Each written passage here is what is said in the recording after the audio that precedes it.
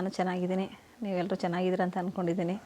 ಹಾಗೆ ಸಲುವಾಗಿ ಎಲ್ಲರೂ ಸಬ್ಸ್ಕ್ರೈಬ್ ಮಾಡ್ಕೊಂಡು ನೋಡಿ, ಹಾಗೆ ಲೈಕ್ ಮಾಡಿ, ಶೇರ್ ಮಾಡಿ, ಏನೇ ಇದ್ದರೂ ಕಮೆಂಟ್ ಮಾಡಿ. ಓಕೆ ಫ್ರೆಂಡ್ಸ್, ಇದು ನವಗ್ರಹ ಪೂಜೆದೇ ಕಂಟಿನ್ಯೂ ಆಗಿದ್ದು. ಇದನ್ನು 3ನೇ ದಿನದ ಪೂಜೆಗೆ ಎಲ್ಲ ರೆಡಿ ಮಾಡ್ಕೋತಾ ಇರೋದು. 2 ದಿನದ ಲಾಗ್ನ ಈಗ ಆಲ್ರೆಡಿ ಹಾಕಿದ್ದೀನಿ. ಈಗ 3ನೇ ದಿನದ ಲಾಗಲ್ಲಿ ಮತ್ತೆಲ್ಲ ಕ್ಲೀನಿಂಗ್ ಮಾಡಿಕೊಂಡು ಮತ್ತೆ ಶುರು ಮಾಡೋಣ ಅಂತ ಅಂದ್ಬಿಟ್ಟು ಅವತ್ತಿನ ನೈಟು ಸಾಂಬಾರು ಮಾಡಿದೆ. ಸಪ್ಪೆ ಖಾರ ಮಾಡಿಕೊಂಡು ಹಸಿ ಅವರೆಕಾಳು ಇತ್ತು ಅಂದ್ಬಿಟ್ಟು ಸಾಂಬಾರು ಮಾಡಿದ್ದೆ ನೈಟು. ಅದೆಲ್ಲ ಕ್ಲೀನ್ ಮಾಡಿ ಮತ್ತು ಅವತ್ತೆಲ್ಲ ಅಡುಗೆ ಮನೆಯೆಲ್ಲ ಕ್ಲೀನ್ ಮಾಡಿಕೊಂಡು ಎಲ್ಲ ಕೆಲಸ ಮುಗಿಸಿ ಮಲಗೋ ಅಷ್ಟೊತ್ತಿಗೆ ಅವತ್ತು ನೈಟ್ 11:30 ಆಯಿತು. ಅದು ಬೇಗ ಮುಗ್ಸೋಕ್ಕಾಗ್ತಾನೇ ಇಲ್ಲ. ಹಾಗೆ ಮಾಡ್ತಾ ಟೈಮಿಂಗ್ಸ್ ಹೋಗೋದು ಗೊತ್ತಾಗ್ತಿಲ್ಲ. ಎಷ್ಟೇ ಬೇಗ ಟೈಮ್ ಮಾಡಿದ್ರು ಬೇಗ ಮಲ್ಕೋಬೇಕು, ಬೇಗ ಎದ್ದೇಳೋಣ ಅಂತ ಅಂದ್ಕೊಂಡ್ರು ಆಗ್ತಿಲ್ಲ. ಬೇಗ ಏನೋ ಎದ್ದೇಳ್ತಾ ಇದ್ದೀವಿ, ಬಟ್ ಮಲ್ಕೊಳಕ್ಕೆ ಮಾತ್ರ ಆಗ್ತಾನೆ ಇಲ್ಲ. ಎಷ್ಟೇ ಬೇಗ ಕೆಲಸ ಮಾಡಿದ್ರು ಅದೇ ಟೈಮಿಂಗ್ಸಿಗೆ ಕೆಲಸ ಮುಗಿತಾ ಇರೋದು. ನಾವು ಅದನ್ನೆಲ್ಲ ಮಾಡ್ಕೊಳ್ಳಿಲ್ಲ ಅಂತಂದರೆ ಈಗ ಮತ್ತೆ ಬೆಳಿಗ್ಗೆ ಮತ್ತೆ ನನಗೆ ಗಜ್ಜಿ ಬಿಜಿ ಆಗೋಗುತ್ತೆ. ಹಾಗಾಗಿ ರಾತ್ರಿನೆಲ್ಲ ಆದಷ್ಟು ಅಡುಗೆ ಮನೆ ಕ್ಲೀನ್ ಮಾಡಿ ಹೊರಗಡೆ ಪ್ಯಾಸೇಜ್ ಎಲ್ಲ ಒಂದು ಸ್ವಲ್ಪ ಕ್ಲೀನ್ ಮಾಡಿಕೊಂಡ್ರೆ ಬೆಳಗ್ಗೆ ಎದ್ದಿದ ತಕ್ಷಣ ಮನೆ ಒರೆಸ್ಕೊಳ್ಳೋಕ್ಕೂ ಸರಿ ಹೋಗುತ್ತೆ. ಹಾಗೆ ಮಾಮೂಲಿ 3:45ಗೆಲ್ಲ ಎದ್ದಿದ್ದೆ. 3:40 ಆಗಿತ್ತು ಅವತ್ತಿದ್ದಾಗ. ಎದ್ದು ಮನೆಯೆಲ್ಲ ಒರೆಸಿ ಕ್ಲೀನ್ ಮಾಡಿ ದರ್ಶನ ಸ್ನಾನಕ್ಕೆ ಕಳಿಸಿದೆ. ಸ್ನಾನಕ್ಕೆ ಹೋಗ್ತೀನಿ ಅಂತ. ಹಾಗೆ ನವಗ್ರಹ ಪೂಜೆ ಅಂತಂದರೆ ನವಗ್ರಹ ಪೂಜೆ ಧನುರ್ಮಾಸ ಪೂಜೆ ಮಾಡೋದ್ರಿಂದ ಎಲ್ಲ ನವಗ್ರಹ ದೋಷಗಳು ಏನೇ ಇದ್ದರೂ, ಎಲ್ಲ ಕಾರ್ಯಗಳು ಅಡೆತಡೆ ಏನೇ ಇದ್ದರೂ ಅದಕ್ಕೆಲ್ಲದಕ್ಕೂ ತುಂಬ ಒಳ್ಳೆಯದು. ತುಂಬ ವರ್ಷದಿಂದನೂ ಮಾಡ್ಕೊಂಬಂದಿದ್ದೀನಿ. ಹಾಗೆ 9 ಗ್ರಹಗಳ ಪೂಜೆಗಳು ಅಷ್ಟೇ. ಯಾವುದೇ ಒಂದು ಗ್ರಹ ದೋಷಗಳಿದ್ರೂ ಯಾವುದೋ ಒಂದು ಗ್ರಹ ಪೂಜೆ ಮಾಡಲ್ಲ. 9 ಗ್ರಹಗಳಿಗೂ ದಾನ ಇಟ್ಟು ಪೂಜೆನೇ ಮಾಡೋದು. ಸೂರ್ಯ, ಚಂದ್ರ, ಮಂಗಳ, ಬುಧ, ಗುರು, ಶುಕ್ರ, ಶನಿ, ರಾಹು, ಕೇತು, ಹೀಗೆ ಎಲ್ಲ ನವಗ್ರಹಗಳಿಗೂ 9 ಪ್ರದಕ್ಷಿಣೆ ಹಾಕಬೇಕು. ಆದರೆ ನವಗ್ರಹ ಪೂಜೆಯಲ್ಲಿ 9 ಪ್ರದಕ್ಷಿಣೆ ಹೇಗೆ ಹಾಕಬೇಕು ಅಂತಂದರೆ, ಸೂರ್ಯನ ಬಲಗಡೆಯಿಂದನೇ ಮೊದಲನೇ ಸೂರ್ಯನಿಂದನೇ ಶುರು ಮಾಡಬೇಕು. ಸೂರ್ಯನ ಎಡಗಡೆಯಿಂದ 7 ಪ್ರದಕ್ಷಿಣೆ ಹಾಕ್ತೀವಿ. ಮತ್ತು ಆ ಕಡೆ ಸೂರ್ಯನ ಎಡಗಡೆಯಿಂದ ಬಲಗಡೆಗೆ ಮತ್ತೆ 2 ಪ್ರದಕ್ಷಿಣೆ ಹಾಕ್ಬೇಕು. ಹಾಗೆ ಬಲಗಡೆಗೆ ಎಡಗಡೆಗೆ 7 ಪ್ರದಕ್ಷಿಣೆ, ಬಲಗಡೆ ತಿರುಗಿದ್ರೆ ಮತ್ತೆ 2 ಪ್ರದಕ್ಷಿಣೆ, ಹಾಗೆ 9 ಪ್ರದಕ್ಷಿಣೆ ಹಾಕಬೇಕು. ಒಂದೇ ಕಡೆಗೆ 9 ಪ್ರದಕ್ಷಿಣೆನೂ ಹಾಕಬಾರ್ದು. ನಾವು ಫಸ್ಟ್ ಗೊತ್ತಿಲ್ಲದಲೇ ನಾನು ಹಾಗೆ ಮಾಡ್ತಿದ್ದೆ. ಆಮೇಲೆ ಗೊತ್ತಾದ ಮೇಲೆ ಹಾಗೆ ಮಾಡ್ತೀನಿ. 7 ಪ್ರದಕ್ಷಿಣೆ ಎಡಗಡೆಗೆ ಸುತ್ತೀನಿ, ಬಲಗಡೆಗೆ 2 ಪ್ರದಕ್ಷಿಣೆ ಸುತ್ತೀನಿ. ಹಾಗೆ ಪ್ರತಿಯೊಂದು ಎಲ್ಲದಕ್ಕೂ ದೋಷಗಳಿಗೆ ಏನೇ ನವಗ್ರಹ ದೋಷಗಳಿರಲಿ, ಕೆಲಸ ಕಾರ್ಯಗಳು ಏನೇ ಪ್ರತಿಯೊಂದು ಪೂಜೆಗೂ ನವಗ್ರಹ ಪೂಜೆ ಅಂತೂ ಮಾಡಿಸ್ತಾರೆ. ಹಾಗೆ ಅದನ್ನು ಧನುರ್ಮಾಸದಲ್ಲಿ ಮಾಡೋದ್ರಿಂದ ತುಂಬ ಒಳ್ಳೆಯದು. ಹಾಗೆ ಅರಳಿ ಮರ, ಬನ್ನಿ ಮರ, ನಾಗರಕಲ್ಲು ಇವಕ್ಕೆಲ್ಲ ಪೂಜೆ ಮಾಡ್ಕೊಂಬರೋದು. ಬೆಳಗಿನ ಜಾವ ಆ ನವಗ್ರಹ ಪೂಜೆ ಧನುರ್ಮಾಸದಲ್ಲಿ 5:30-6 ಗಂಟೆ ಒಳಗಡೆ ಪೂಜೆ ಮಾಡಿದ್ರೆ ತುಂಬ ಒಳ್ಳೆಯದು. ಸೂರ್ಯ ಉದಯ ಆಗೋಕ್ಕೂ ಮುಂಚೆನೇ ಪೂಜೆ ಮುಗಿಸ್ಬೇಕು. ನಾನು ಆಲ್ಮೋಸ್ಟ್ 5 ಗಂಟೆಗೆ ಎದ್ದೋಗ್ತಿದ್ದೆ. 5 ಗಂಟೆಗೆ ಹೋದರೆ 5:30ಗೆಲ್ಲ ನಮ್ಮದು ದೇವಸ್ಥಾನದಲ್ಲಿ ಪೂಜೆ ಆಗೋಗಿರೋದು. ಅದನ್ನೇ ರೂಢಿ. ಒಂದು 10 ನಿಮಿಷ ಲೇಟಾದ್ರೂ ಲೇಟಾಗಿ ಹೋಗ್ಬಿಡುತ್ತೆ. ಹಂಗಾಗಿ 5 ಗಂಟೆ 4:45, 5 ಗಂಟೆ 10 ನಿಮಿಷ ಇದ್ದಂಗೆ ಮನೆ ಬಿಟ್ಟರೆ ಕರೆಕ್ಟು ಪೂಜೆ ಆಗುತ್ತೆ. ನಾವು ಹೋಗೋಷ್ಟೊತ್ತಿಗೆ ಆಲ್ರೆಡಿ ಎಷ್ಟೋ ಜನದ ಪೂಜೆನೇ ಆಗೋಗಿರುತ್ತೆ. 5 ಗಂಟೆಗೆ ಪೂಜೆ ಮುಗಿಸೋರಿದ್ದಾರೆ. ನಾವು ಅಷ್ಟು ಟೈಮಿಗೆ ಮಾಡೋಕ್ಕೆ ಆಗಲಿಲ್ಲ. ಹಂಗೂ 5 ಗಂಟೆಗೇ ಆಯಿತು. ಪ್ರತಿಯೊಂದು ಗ್ರಹಗಳಿಗೆ ಕೊನೆಯಲ್ಲಿ 9 ದಿನವೂ ಪೂಜೆ ಎಲ್ಲ ಮುಗಿದ್ಮೇಲೆ ಲಾಸ್ಟಿಗೆ ನಿಮ್ಮ ಅನುಕೂಲ. ನವಗ್ರಹ ಧಾನ್ಯ ಕೊಡೋಗಿದ್ರೆ ಅದು ಕೊಡ್ಬೋದು, ಇಲ್ಲ ಬರೀ ಪ್ರಸಾದ ಮಾಡಿಕೊಡ್ತೀನಿ ಪೂಜೆ ಮಾಡಿಸ್ಕೊಂಡು ಅಂದರೂ ಕೊಡ್ಬೋದು. ನಿಮಗೆ ಹೆಂಗೆ ಅನುಕೂಲ ಅನಿಸುತ್ತೋ ಹಾಗೆ ಮಾಡೋದು. ನವಗ್ರಹ ಹೋಮಕ್ಕೂ ಅಷ್ಟೇ. ಪ್ರತಿಯೊಂದು ಗ್ರಹಗಳು ಏನೇ ನವಗ್ರಹ ಪೂಜೆಗಳು ಆವಾಗವಾಗ ನಮ್ಮ ಗುರುಗಳ ದೇವಸ್ಥಾನದಲ್ಲೂ ಮಾಡ್ತಾಯಿರ್ತಾರೆ ನವಗ್ರಹ ಪೂಜೆನ. ಸೂರ್ಯನಿಗೆ ಎಕ್ಕದ ಗಿಡ ಹಾಕ್ತಾರೆ. ಮರ ಎಲ್ಲ ಥರದ್ದು ಮರಗಳು, ಪುಷ್ಪಗಳು ಏನೇನು ವೃಕ್ಷಗಳು ಏನಿರ್ತದೆ ಅದೆಲ್ಲ ಬೇರುಗಳನ್ನೂ ಹಾಕ್ತಾರೆ. ಸೂರ್ಯನಿಗೆ ಎಕ್ಕದ ಗಿಡ, ಚಂದ್ರನಿಗೆ ಮುತ್ತಿನ ಮರ, ಆಮೇಲೆ ಬುಧನಿಗೆ ಉತ್ತರಾಣಿ, ಅಂಗಾರಕನಿಗೆ ಕಗ್ಲಿ ಮರ, ಗುರುವಿಗೆ ಅಶ್ವತ್ಥ ಮರ, ಶನಿಗೆ ಬನ್ನಿ ಮರ, ರಾಹುಗೆ ಗರಿಕೆ ಹುಲ್ಲು, ಕೇತುಗೆ ದರ್ಬೆ. ಈ ಥರ ಪ್ರತಿಯೊಂದು ಗ್ರಹಗಳಿಗೂ ಇದಾಗ್ತಾರೆ. ಹಾಗೆ ಅವತ್ತು ಸಂಡೇ ಆಗಿರೋದ್ರಿಂದ ಫ್ರೆಂಡ್ಸ್, ಅವತ್ತು ನನ್ನ ಫ್ರೆಂಡು ಮೊಮ್ಮಗದು ಪಾಪದ ಬರ್ತಡೇ ಇತ್ತು ನಮ್ಮ ಏರಿಯಾದಲ್ಲೇ. ಹಾಗೆ ಹೋಗಿದ್ವಿ ಬರ್ತಡೇಗೆ. ತುಂಬ ಚೆನ್ನಾಗಿ ಮಾಡಿಸಿದ್ರು ಬರ್ತಡೇ. ಮಕ್ಕಳು ಆಟ ಆಡೋದಕ್ಕೆ ಎಲ್ಲ ತುಂಬ ಇಷ್ಟ ಆಯಿತು. ಚೆನ್ನಾಗಿ ಮಾಡಿದರು. ಯಾವ ಮಕ್ಕಳು ಬಂದವ್ರಿಗೆ ಯಾರಿಗೂ ಬೇಜಾರಾಗೋ ಥರ ಏನೂ ಇರಲಿಲ್ಲ. ತುಂಬ ಚೆನ್ನಾಗಿ ತಿನ್ನೋದಕ್ಕೆ ಆಗಿರಲಿ, ಮಕ್ಕಳಿಗೆ ಚಾಕ್ಲೇಟು, ಐಸ್ ಕ್ರೀಮು, ಜ್ಯೂಸು ಪ್ರತಿಯೊಂದು ತುಂಬ ಚೆನ್ನಾಗಿ ಅರೇಂಜ್ಮೆಂಟ್ ಮಾಡಿದ್ರು. ನಂಗೆ ತುಂಬ ಇಷ್ಟ ಆಯಿತು. ಅಲ್ಲಿ ಬರ್ತಡೇ ಮುಗಿಸ್ಕೊಂಡು ಅಲ್ಲಿಂದ ಮನೆಗೆ ಬಂದ್ವಿ ಸಂಜೆ. ಅವತ್ತು ಶ್ರೀರಾಮನ ರಕ್ಷೆ ಕೂಡ ಅವತ್ತು ಮನೆಗೆ ಬಂತು. ಸಂಜೆ ಅದನ್ನು ಪೂಜೆ ಮಾಡಿ ಸಂಜೆ 6 ಗಂಟೆ 6:15 ಆಗಿತ್ತು ಶ್ರೀರಾಮನ ರಕ್ಷೆ ನಮ್ಮ ಮನೆಗೆ ತಂದು ಕೊಟ್ಟಾಗ. ಅದನ್ನೆಲ್ಲ ಪೂಜೆ ಮಾಡಿ ಎಲ್ಲನೂ ಮನೆಗೆ ಅವತ್ತು ಬಂದಾಗ ತುಂಬ ಮನಸ್ಸಿಗೆ ಒಂಥರ ಸಮಾಧಾನ ಅನ್ನಿಸ್ತು. ನನಗೂ ಏನು ತುಂಬ ದಿನ ಆಯಿತು ಬರಲೇ ಇಲ್ಲ ಅಂತ ಅಂದ್ಕೊತಾನೆ ಇದ್ದೆ. ಹಂಗಾಗಿ ಇಲ್ಲಿ ನಮ್ಗೆ ಗೊತ್ತಿರೋರು ಇದ್ದಾರೆ ತಂದುಕೊಡೋದಕ್ಕೆ. ಆದರೂ ಸ್ವಲ್ಪ ಯಾಕೋ ತಡವಾಗೇ ತಂದುಕೊಟ್ರು. ಎಲ್ಲ ಕಡೆಗೂ ಬಂದಿದೆ ಅಂತ ನಾನು ನಮ್ಮ ಫ್ರೆಂಡ್ಸ್ ಎಲ್ಲ ಕೇಳೋ ನಿಮಗೆ ಬಂತಾ ಅಂತ. ಇಲ್ಲ ಆಲ್ರೆಡಿ ಆಮೇಲೆ ಬಂತು ಅವತ್ತು ಸಂಡೇನೇ. ಅವತ್ತು ಬಂದಾಗ ಎಲ್ಲ ಪೂಜೆ ಎಲ್ಲ ಮುಗಿಸಿ ಹಾಗೆ ತುಪ್ಪ ಕಾಯಿಸ್ಬೇಕಾಯ್ತು. ಬೆಣ್ಣೆ ಎಲ್ಲ ತಂದಿಟ್ಟಿದ್ದೆ, ಮನೇಲಿ ತುಪ್ಪನೂ ಖಾಲಿಯಾಗಿತ್ತು. ತುಪ್ಪನೂ ಕಾಯಿಸ್ಕೊಂಡೆ.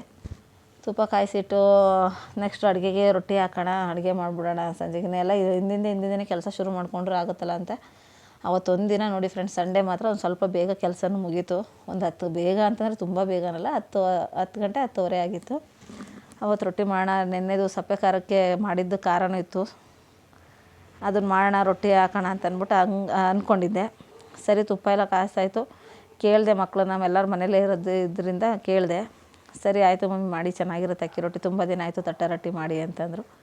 ತಟ್ಟೆ ರೊಟ್ಟಿ ಮಾಡಿದ್ರೆ ಫ್ರೆಂಡ್ಸ್ ಏನು ಗೊತ್ತಾ, ಅದಕ್ಕೆ ಕಾಂಬಿನೇಷನ್ ಚೆನ್ನಾಗಿರಬೇಕು. ಇಲ್ಲ ಎಣ್ಗಾಯಿ ಪಲ್ಯ ಇರಬೇಕು, ಒಳ್ಳೆ ತರಕಾರಿ ಗೊಜ್ಜು ಪಲ್ಯ ಇರಬೇಕು. ಡ್ರೈ ಪಲ್ಯ ಅಂತೂ ಒಂಚೂರು ಟೇಸ್ಟ್ ಕೊಡೋಲ್ಲ ಅದಕ್ಕೆ. ಮಸಾಲೆ ಇಟ್ಟರೆ ತರಕಾರಿ ಪಲ್ಯ ಆಗಿರ್ಬೋದು, ಎಣ್ಗಾಯಿ ಗೊಜ್ಜಂತೂ ಒಳ್ಳೆ ಕಾಂಬಿನೇಷನು. ಅದು ಬಿಟ್ಟರೆ ಒಗ್ಗರಣೆ ಚಟ್ನಿ ಮಾಡಿ ಒಗ್ಗರಣೆ ಹಾಕಿದ್ರು ಚೆನ್ನಾಗಿರುತ್ತೆ. ಸರಿ ಅಂಥೇಳಿ ಅದನ್ನೇ ರೊಟ್ಟಿಯನ್ನು ಮಾಡೋಣ ಅಂತ ಅಂದ್ಬಿಟ್ಟು ಉಪ್ಸಾರು ಖಾರ ತುಪ್ಪನ ಕಾಯಿಸಿದ್ನಲ್ಲ, ಇನ್ನು ಖಾರಕ್ಕೆ ತುಪ್ಪ ಹಾಕ್ಕೊಂಡ್ರೆ ತುಂಬ ಒಳ್ಳೆ ಟೇಸ್ಟ್ ಇರುತ್ತೆ ಅಂದ್ಬಿಟ್ಟು ರೊಟ್ಟಿನೇ ಮಾಡಿದೆ ಫ್ರೆಂಡ್ಸ್. ಒಂದು ಹದವಾಗಿ ಕರೆಕ್ಟಾಗಿ ಮಾಡಿಕೊಂಡ್ರೆ ತುಂಬ ಚೆನ್ನಾಗಿ ಬರುತ್ತೆ. ಚೆನ್ನಾಗಿ ಬೇಯಿಸ್ಕೊಂಡು 2 ದಿನ ಅದನ್ನು ಹಿಟ್ಟನ್ನು ಹಂಗೆ ಎತ್ತಿಟ್ಟು ಫ್ರಿಜ್ಜಲ್ಲಿ ಬೇಕಾದ್ರೆ 2 ದಿನ ಮಾಡಿದ್ರೆ ಅದೇ ಟೇಸ್ಟ್ ಬರುತ್ತೆ. ಅದೇ ಥರ ಸಾಫ್ಟಾಗೂ ಬರುತ್ತೆ, ಚೆನ್ನಾಗೂ ಊದ್ಕೊಳ್ಳುತ್ತೆ, ಉಬ್ಕೊಂಡು ಬರುತ್ತೆ. ನನಗೆ ಅದು ಫಸ್ಟ್ ಮಾಡೋಕ್ಕೆ ಬರ್ತಾಯಿಲ್ಲ. ನನ್ನ ಫ್ರೆಂಡ್ಸೇ ಹೇಳ್ಕೊಟ್ಟಿದ್ದವು. ನನ್ನ ಫ್ರೆಂಡ್ ಇದ್ದಾರೆ, ಅವರೇ ಹೇಳ್ಕೊಟ್ಟಿದ್ದು. ಅವ್ರ ಮನೆ ಮಾಡಿದಾಗ ನಾನು ಅಂತಿದ್ದೆ, ಅಯ್ಯೋ ನನಗಂತೂ ಈ ರೊಟ್ಟಿ ಮಾಡೋಕ್ಕಾಗಲ್ಲ, ಮಾಡಿದ್ರು ತುಂಬ ಅಡುಗೆ ಮನೇಲಿ ಗಲೀಜು ಅನಿಸ್ತಾ ಇರುತ್ತೆ ಅಂತ. ಅಯ್ಯೋ ಏನೂ ಆಗೋಲ್ಲ, ಮಾಡಿ ಚೆನ್ನಾಗಿರುತ್ತೆ ಅಂತ ಅಂದ್ಬಿಟ್ಟು ಅವ್ರ ಮನೆಗೆ ಹೋದ್ರೆ ಮಾತ್ರ ರೊಟ್ಟಿ ಮಾಡೋದು ನನಗೆ ಮಿಸ್ ಮಾಡ್ತಿರ್ಲಿಲ್ಲ. ಈಗಲೂ ಅವ್ರ ಮನೆಗೆ ಹೋದರೆ ನಾವು ರೊಟ್ಟಿ ತಿನ್ನಬೇಕು ಅಂದರೆ ಈ ರೊಟ್ಟಿನ ಮಾಡ್ತಾರೆ ಅವ್ರ ಮನೇಲಿ ಖಾರ ಇದ್ದರೆ. ಸರಿ ಅದಕ್ಕೇ ನಾನು ಆಮೇಲೆ ಕಲ್ತ್ಕೊಂಡೆ. 1 ಸಲ 2 ಸಲ ನಂಗೆ ಮಿಸ್ಟೇಕ್ ಆಯಿತು ಫ್ರೆಂಡ್, ಆಮೇಲೆ ಏನು ಪ್ರಾಬ್ಲಮ್ ಆಗಲಿಲ್ಲ. ಆಮೇಲೆ ಚೆನ್ನಾಗೇ ಬಂತು ರೊಟ್ಟಿ. ನೋಡಿ ಫೈನಲಿ ಉಪ್ಸಾರು ಖಾರ ರೊಟ್ಟಿ, ಸೌತೆಕಾಯಿನೂ ಅದು ಸ್ವಲ್ಪ ಸೌತೆಕಾಯಿ ಮನೇಲೇ ಇತ್ತು, ಸೌತೆಕಾಯಿನೂ ಹೆಚ್ಚಿದೆ. ಸರಿ ನೋಡಿ ಹಿಂಗೆ ಎಲ್ಲ ಈ ರೊಟ್ಟಿ ಹಾಕಿದ್ರೆ ನನಗೆ ಇದೊಂದು ಗಜಿಬಿಜಿ ಅನ್ನಿಸ್ತಾ ಇರುತ್ತೆ. ಹಂಚು ಕ್ಲೀನ್ ಮಾಡೋದು, ಅಡುಗೆ ಮನೆ ಎಲ್ಲ ಅಲ್ಲೆಲ್ಲ ಹಿಟ್ಟೆಲ್ಲ ಉದ್ರದಂಗೆ ಅನ್ನಿಸ್ತಾ ಇರುತ್ತೆ. ಆದರೂ ಒಂದೊಂದು ದಿನ ಏನು ಮಾಡೋದು, ಅಡ್ಜಸ್ಟ್ ಮಾಡಿಕೊಂಡು ನಮಗೆ ಅಡುಗೆ ಮನೆ ಚಿಕ್ಕದಿರೋದನ್ನ ಸ್ವಲ್ಪ ನನಗೆ ಗಲೀಜಾಗಿದ ತಕ್ಷಣವೇ ಕ್ಲೀನ್ ಮಾಡ್ಕೊಂಬಿಡ್ಬೇಕು. ಹಂಗಾಗಿ ರೊಟ್ಟಿ ಹಂಚೆಲ್ಲ ಕ್ಲೀನ್ ಮಾಡಿಕೊಂಡು ಅವತ್ತು ನೈಟ್ ಮಲ್ಕೊಂಡು ಬೇಗನೆ ಮಾಡಿದೆ. 10:30 ಅಷ್ಟೊತ್ತಿಗೆಲ್ಲ ಅವತ್ತು ಮುಗೀತು ಸಂಡೇ. ಆದರೂ ಅಷ್ಟು ಬೇಗ ಕೆಲಸ ಮಾಡಿದ್ರು ಬೇಗ ನಿದ್ದೆನೂ ಬರಲಿಲ್ಲ ನಮಗೆ ಅವತ್ತು. ಹಾಗೆ ಮಕ್ಳ ಜೊತೆ ಮಾತಾಡ್ತಾ ಕೂತಿದ್ವು. ಆಮೇಲೆ 11 ಗಂಟೆಗೆ ಹೋಗಿ ಮಲ್ಕೊಂಡ್ವಿ. ಬೆಳಗ್ಗೆ ಬೇಗ ಎದ್ದೇಳಬೇಕು ಎದ್ದೇಳ್ರಪ್ಪ ಅಂತ. ಬೇಗ ಇದ್ದರೆ ಸೋಮವಾರ ದೊಡ್ಡವನು ಬರ್ತೀನಿ ಅಂದ. ಆಯಿತು ಸರಿ ಬಾಪ ಬೇಗ ಎದ್ದೇಳಬೇಕು, ಆಮೇಲೆ ಮಿಸ್ ಮಾಡಬೇಡ ಅಂತಂದೆ. ಅವನು ಆಯ್ತು ಮಮ್ಮಿ ನಂಗೆ ಎಷ್ಟು 1 ದಿನ 2 ದಿನ ಬರ್ತೀನಿ ಅಂದ. ಬೇಡ ಬಂದರೆ 3 ದಿನ ಬಾ, ಇಲ್ಲಾಂದರೆ 5 ದಿನ ಬರಬೇಕು ಅಂತಂದೆ. ಹ್ಞೂ ಸರಿ ಆಯಿತು ಅಂತಂದೆ. ನಾನು ಬೇಗ ಎದ್ದು ಎಲ್ಲ ಮಾಮೂಲಿ ಕೆಲಸ ಶುರು ಹಚ್ಕೊಂಡೆ. ಸೋಮವಾರ ಇರೋದು ಸ್ವಲ್ಪ ಕೆಲಸನೂ ಇರುತ್ತೆ ಸಣ್ಣ ಪುಟ್ಟವು. ಅಷ್ಟೊತ್ತಿಗೆ ಯಜಮಾನ್ರು ಅವರು ಏನು ಎಬ್ಬರಿಸಲಿಲ್ಲ. ಅವರು ಮಾಮೂಲಿ ಎಬ್ಬರಿಸೋದೇ ನಾನು 4:45ಗೆ ಎಬ್ಬರಿಸೋರು. 10 ನಿಮಿಷಕ್ಕೆಲ್ಲ ರೆಡಿಯಾಗಿಬಿಡ್ತಾರೆ. ನನ್ನ ಕೆಲಸ ಎಲ್ಲ ಮುಗಿಸೋ ಅಷ್ಟೊತ್ತಿಗೆ ಅವರಿಬ್ರಿಗೂ ಎಬ್ಬರಿಸಿ 4:15 ಅವರಿಬ್ಬರನ್ನೇ ಕಳಿಸ್ದೆ. ಬೇಗ ಒಬ್ಬೊಬ್ಬರೇ ಟೈಮ್ ಆಗೋಗ್ಬಿಡುತ್ತೆ, ಇನ್ನು ನಾನು ಮಾಡ್ಕೊಂಬಂದು ಅವರಿಬ್ಬರನ್ನೇ ಏಳಿಸೋ ಅಷ್ಟೊತ್ತಿಗೆ ಲೇಟ್ ಆಗುತ್ತೆ ಅಂತೇಳಿ ಫಸ್ಟ್ ಅವರಿಬ್ಬರನ್ನೇ ಕಳಿಸ್ದೆ. ಸರಿ ಒಬ್ಬರೇ ಆದಮೇಲೆ ಒಬ್ಬರನ್ನೇ ಮಾಡ್ಕೊಂಡು ಬನ್ನಿ, ಆಮೇಲೆ ನಾನು ಹೋಗ್ತೀನಿ ಅಂತ ಅಂದ್ಬಿಟ್ಟು. ಸ್ವಲ್ಪ ಅವ್ರೆಲ್ಲ ನಿಧಾನ ನಮ್ಮ ಮಕ್ಕಳು, ಬೇಗ ಮಾಡ್ತಾರೆ. ಆಮೇಲೆ ಅವ್ನು ಮಾಡಲಿ ಅಂತ ಇವ್ನು ಮಾಡಲಿ ಅಂತ ಅವನು ಅಂದ್ಕೊಂಡು ಹಂಗೆ ಲೇಟ್ ಮಾಡಿಬಿಡ್ತಾರೆ. ಹಾಗೆ ಫ್ರೆಂಡ್ಸ್, ನವಗ್ರಹ ಪೂಜೆ ಇದು ಕೊನೆಗೆ ಕರೆಕ್ಟಾಗಿ ಇದು 4ನೇ ದಿನ ಸೋಮವಾರ ಬಿತ್ತು. ಶುಕ್ರವಾರದಿಂದ ಶುರು ಮಾಡಿರೋದ್ರಿಂದ ಸೋಮವಾರಕ್ಕೆ ಕರೆಕ್ಟಾಗಿ 4ನೇ ದಿನ ಆಯಿತು. ಹಂಗಾಗಿ ಅವತ್ತು ಸ್ವಲ್ಪ ಕೆಲಸನೇ ಇತ್ತು, ಹೊರಗಡೆ ಹೋಗ್ಬೇಕಾಗಿತ್ತು ಸೋಮವಾರ. ಸರಿ ಬಂದಮೇಲೆ ಟಿಫನ್ ಏನು ಮಾಡೋಣ ಅಂದ್ಬಿಟ್ಟು ಅವಲಕ್ಕಿ ಮಾಡೋಣ ಅಂತ ಅಂದ್ಕೊಂಡೆ. ಈ ನವಗ್ರಹ ಪೂಜೆಗೆ ಹೋಗಿ ಇದೆಲ್ಲ ಆದಮೇಲೆ ಹಾಗೆ ಫ್ರೆಂಡ್ಸ್, ಹಂಗೆ ಇವಾಗ ಒಂದೊಂದು ನವಗ್ರಹ ಅಂತಂದರೆ ನಾವೀಗ ನಿಮ್ಗೆ ನವಗ್ರಹ ಬಗ್ಗೆ ಹೇಳ್ತೀನಿ ಅಂತ ಹೇಳಿದೆ ಫ್ರೆಂಡ್ಸ್, ನಾನು ಹೇಳೋಕ್ಕಾಗಲಿಲ್ಲ. ಒಂದೊಂದು ಸೂರ್ಯನಿಗೆ ಗೋಧಿ ಕೊಡಬೇಕು, ಧಾನ್ಯ ನಾವು ಕಾಳುಗಳಲ್ಲಿ ದಾನ ಕೊಡೋದಾದರೆ ಅದು ತುಂಬ ಆರೋಗ್ಯ ಅಭಿವೃದ್ಧಿಗೆ ಆಗಲಿ, ಉತ್ತಮ ಕೆಲಸ ಸಮೃದ್ಧಿ, ಆಮೇಲೆ ಶಕ್ತಿ ಪ್ರಾಣಶಕ್ತಿ ಅಂತ ಅಂತೀವಿ. ಅದು ಪ್ರತಿಯೊಂದಕ್ಕೂ ಸೂರ್ಯನಿಗೆ ಗೋಧಿ ಕೊಟ್ಟರೆ ತುಂಬ ಒಳ್ಳೆಯದು ದಾನ ಮಾಡೋದ್ರಿಂದ. ಅವ್ರು ಹೇಳ್ತಾರೆ ನಿಮ್ಮ ಗ್ರಹ ದೋಷದ ಸೂರ್ಯನಲ್ಲಿ ಅಂದರೆ ಇದನ್ನು ಮಾಡಿ ಅಂತಲೇ ಹೇಳ್ತಾರೆ. ಭಾನುವಾರದ ಗೋಧಿನ ದಾನ ಕೊಡಿ ಅಂತಲೇ ಹೇಳ್ತಾರೆ. ಹಾಗೆ ಚಂದ್ರನಿಗೆ ಅಕ್ಕಿ. ಮನಸ್ಸು ಚಂಚಲ ಆಗ್ತಿರುತ್ತೆ, ನಮಗೆ ಸಮಾಧಾನ ಇರೋಲ್ಲ, ಮನಸ್ಸಿಗೆ ಏನೋ ಒಂಥರ ಆತಂಕ, ಮನಸ್ಸೇ ಬೇಜಾರು. ನಾವು ಎಷ್ಟೋ ಸರಿ ಅನ್ಕೋತೀವಿ ಯಾಕೋ ಮನಸ್ಸಿಗೆ ಸಮಾಧಾನ ಇಲ್ಲ ಅನ್ಕೋತೀವಿ. ಅದಕ್ಕೆಲ್ಲ ಹಿಂಗೆ ಚಂದ್ರ ವಕ್ರನಾಗಿದ್ದರೆ ಈ ಥರ ಆಗುತ್ತೆ ಅಂತ ಅದಕ್ಕೆ ಚಂದ್ರನಿಗೆ ಅಕ್ಕಿ ದಾನ ಕೊಡಬೇಕು. ಆಮೇಲೆ ಪ್ರತಿಯೊಂದು ನಾವು ಅಕ್ಕಿ ದಾನ ಕೊಡೋದ್ರಿಂದ ಯಶಸ್ಸು, ಮನಸ್ಸಿಗೆ ಸಮಾಧಾನ, ಏನೋ ಒಂಥರ ಪ್ರತಿಯೊಂದು ಕೆಲಸ ಕಾರ್ಯಗಳು ಅಡೆತಡೆ ಇಲ್ಲದೆ ನಾವು ಮನಸ್ಸು ಸಮಾಧಾನ ಇದ್ದರೆ ನಾವು ಏನು ಕೆಲಸ ಬೇಕಾದ್ರೂ ಮಾಡ್ತೀವಿ ಅಲ್ವಾ. ಹಂಗೇ ಮನಸ್ಸು ನಿರಾಳವಾಗಿದ್ದರೆ ನಾವು ಯಾವ ಕೆಲಸ ಬೇಕಾದರೂ ಮಾಡ್ಬೋದು. ಹಾಗೆ ಚಂದ್ರನಿಗೆ ಅಕ್ಕಿ ಕೊಡಬೇಕು. ಇನ್ನು ನೆಕ್ಸ್ಟ್ ಮಂಗಳ ಗ್ರಹಕ್ಕೆ ತೊಗರಿಬೇಳೆ ಕೊಡೋದ್ರಿಂದ ಧೈರ್ಯ, ಸಮೃದ್ಧಿ ಕೊಡ್ತಾನೆ ಅಂತ ನಾವು ಅನ್ನೋದು. ಹಂಗಾಗಿ ಮಂಗಳ ಗ್ರಹ ದೋಷ ಏನೇ ಇದ್ರೂ ಅದಕ್ಕೋಗಿ ತೊಗರಿಬೇಳೆನ ನವಗ್ರಹಕ್ಕೆ ನವಗ್ರಹ ದೇವಸ್ಥಾನದಲ್ಲಿ ಅದ್ರ ಮುಂದೆ ಇಟ್ಟು ಪೂಜೆ ಮಾಡ್ಕೊಂಬರೋದ್ರಿಂದನೂ ತುಂಬ ಒಳ್ಳೆಯದು. ಕೆಲವರು ಒಂದೊಂದೇ ಹೇಳ್ತಾರೆ, ಕೆಲವರು ಒಂದೇ ಸಲ ಮಾಡೋಗಿದ್ರೆ ಮಾಡ್ತಾರೆ. ಹಾಗೆ ಫ್ರೆಂಡ್ ಬುಧನಿಗೆ ಹೆಸರು ಕಾಳು ಕೊಡೋದ್ರಿಂದ ಬುದ್ಧಿ ಮತ್ತು ಸಂಪತ್ತು ಎರಡೂ ನಿಯಂತ್ರಿಸೋ ಶಕ್ತಿ ಕೊಡ್ತಾನೆ. ಹಂಗಾಗಿ ಬುದ್ಧನಿಗೆ ಹೆಸರು ಕಾಳು ಕೊಡಬೇಕು ಫ್ರೆಂಡ್ಸ್. ಈಗ 4 ಗ್ರಹಗಳದ್ದು ಹೇಳಿದ್ದೀನಿ ಫ್ರೆಂಡ್ಸ್. ನೆಕ್ಸ್ಟ್ ವೀಡಿಯೋದಲ್ಲಿ ಇನ್ನು ಗುರು, ಶುಕ್ರ, ಶನಿ, ರಾಹು, ಕೇತುದು ಪ್ರತಿಯೊಂದ್ರದ್ದು ಕೊಡ್ತೀನಿ ಫ್ರೆಂಡ್. ಹಾಗೆಯೇ ಶನಿದು ಎಲ್ಲದಕ್ಕಿಂತ ಮುಖ್ಯ ಅಧಿಪತಿ ಯಾರು ಅಂದರೆ ಶನಿನೇ. ಶನಿ ತುಂಬ ಮುಖ್ಯವಾಗಿರೋ ವಿಚಾರ, ಅದನ್ನು ಹೇಳ್ತೀನಿ ಫ್ರೆಂಡ್ಸ್. ಶನಿ ಪೂಜೆ ಬಗ್ಗೆ, ಶನಿ ಹೋಮದ ಬಗ್ಗೆ ಇದನ್ನೆಲ್ಲ ಹೇಳ್ತೀನಿ. ಹಾಗೆ ಅವತ್ತು ಮಂಡೇ ಮಗನು ಮನೆಯಲ್ಲೇ ಇದ್ದ, ದೊಡ್ಡವನು. ಅವತ್ತು ಅವನಿಗೆ ಸೆಕೆಂಡ್ ಶಿಫ್ಟ್ ಇತ್ತು. ಹಂಗಾಗಿ ಅವನು ಅವತ್ತು ಟಿಫನ್ಗೆ ಅವಲಕ್ಕಿನೇ ಮಾಡೋಣ ಒಂದು ಟೈಮ್ಗೆ. ಅವಲಕ್ಕಿ ಅಂದರೆ ಸ್ವಲ್ಪ ಎಲ್ಲರಿಗೂ ಅಲರ್ಜಿನೇ. ಅವಲಕ್ಕಿ ಮಾಡೋಣ ಅಂತ ಹೇಳ್ಬಿಟ್ಟು ಮಾಡಿದೆ. ಇನ್ನು ಸಂಜೆ ಕೆಲಸಗಳು ಮಾಮೂಲಿ, ನಾನು ಹೊಲಿಯೋದು, ಸ್ಟಿಚ್ ಹಾಕೋದು ಇವೆಲ್ಲ ಇತ್ತು. ಅವತ್ತು ಹಂಗೂ ಸ್ವಲ್ಪ ಹೊರಗಡೆ ಕೆಲಸನೇ ಇತ್ತು, ಬ್ಯಾಂಕಿಗೆ ಹೋಗಬೇಕಾಗಿತ್ತು. ಹಾಗೆ ಅದನ್ನು ಮುಗಿಸ್ಕೊಂಬಂದೆ. ಅದನ್ನು ವೀಡಿಯೋ ಮಾಡೋಕ್ಕಾಗಲಿಲ್ಲ ಫ್ರೆಂಡ್ಸ್, ನನಗೆ ಗಡಿಬಿಡಿ ಆಗೋಯಿತು. ಅವತ್ತು ಟೈಮು ಆಯಿತು. ಅಷ್ಟು ಬೇಗ ಇದೆಲ್ಲ ಕೆಲಸ ಮಾಡಿದ್ರು ಯಾರೋ ಮನೆಗೆ ಬಂದಾಗ ಒಂದು ಸ್ವಲ್ಪ ಗಜಿಬಿಜಿ ಅನಿಸ್ತು.